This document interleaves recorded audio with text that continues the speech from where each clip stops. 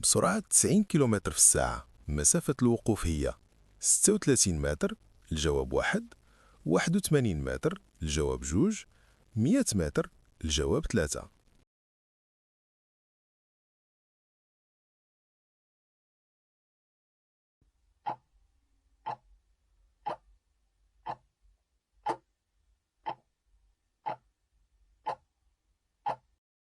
الجواب الصحيح في هذا السؤال هو رقم 2.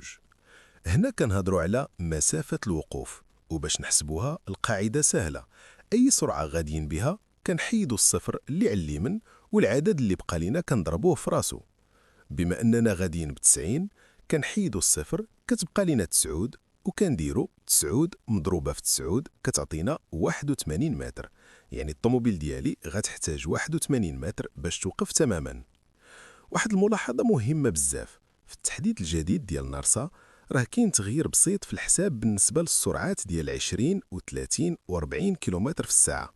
كنضربوا العدد في راسو وكنزيدوا عليه رقم 4.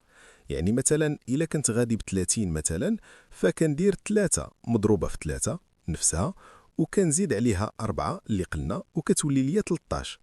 ولكن بالنسبة لهذا السؤال غادين ب90، الحساب هو 9 في 9 كتساوي 81. الجواب الصحيح رقم 2.